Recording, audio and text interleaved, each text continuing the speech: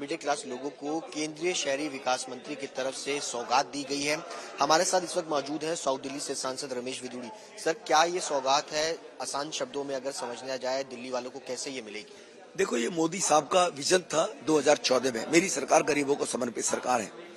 देश की राजधानी दिल्ली के अंदर गरीब लोग 40 साल से नार के जीवन जी रहे थे। किन्हीं सरकारों ने उनकी चिंता नहीं की। मोदी साहब ने 2015 में कहा था जहां पे झुग्गी वही मकान लोगों को देंगे।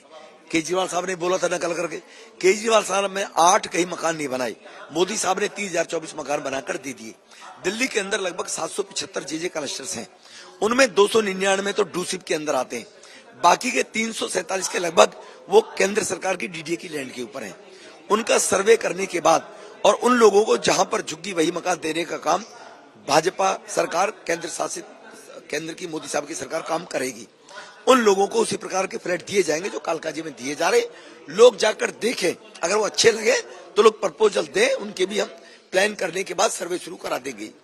डूसिप की जमीन पर 299 झुग्गी क्लस्टर्स हैं। डूसिप ने आज तक कोई सर्वे प्रारंभ नहीं किया, दिल्ली सरकार ने, केजरीवाल साहब ने।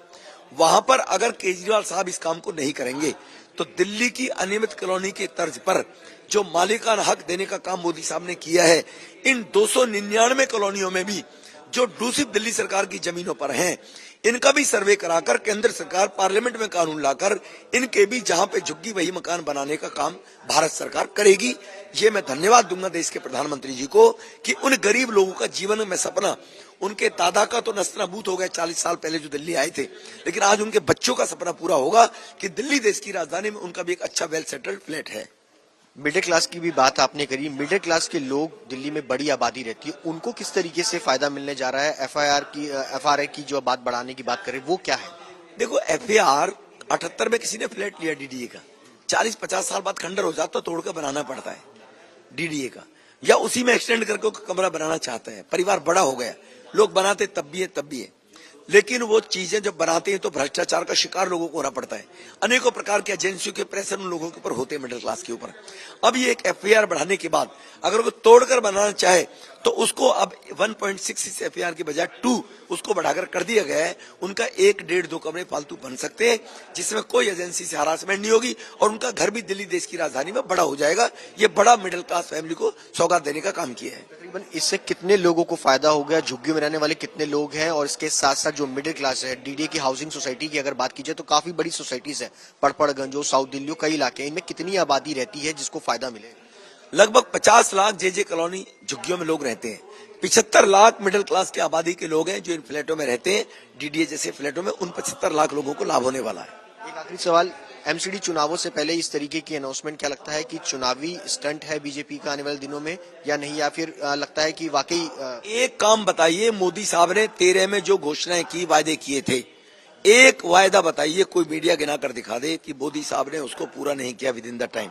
एक बता दे, तब तो हम कहेंगे चुनावी घोषणाएं। जो कहा वो किया है मोदी साहब ने।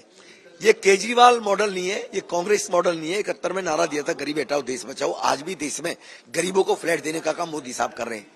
केजरीवाल साहब ने कहा था मैं जमुना को इतना साफ करूंगा, तुम भी डुबकी लगाना, मैं भी लगाऊंगा। 2417 करोड़ रुपया नमामि गंगे योजना से दिल्ली सरकार को दिया, कुछ नहीं किया। 500 स्कूल बनाऊंगा, केजरीवाल ने बोला, एक नहीं बनाया। नए बिल्डिंग, नए स्कूल। 20 कॉलेज बनाने के लिए कहा, एक नहीं बनाऊंगा।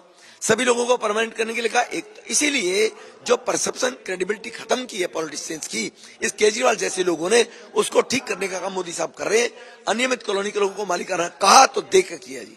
बहुत बहुत शुक्रिया बातचीत करने के लिए सांसद रमेश विदुड़ी। उनका साफ तौर पर कहना है कि इस नई स्कीम, इस नई योजनाओं के तहत जो है वो दिल्ली में रहने वाले तकरीबन 1 करोड़ 35 लाख लोगों को फायदा मिलेगा। कैमरा पर्सन अंकित खंडेलवाल के साथ सुशांत मेहरा, दिल्ली, आज तक।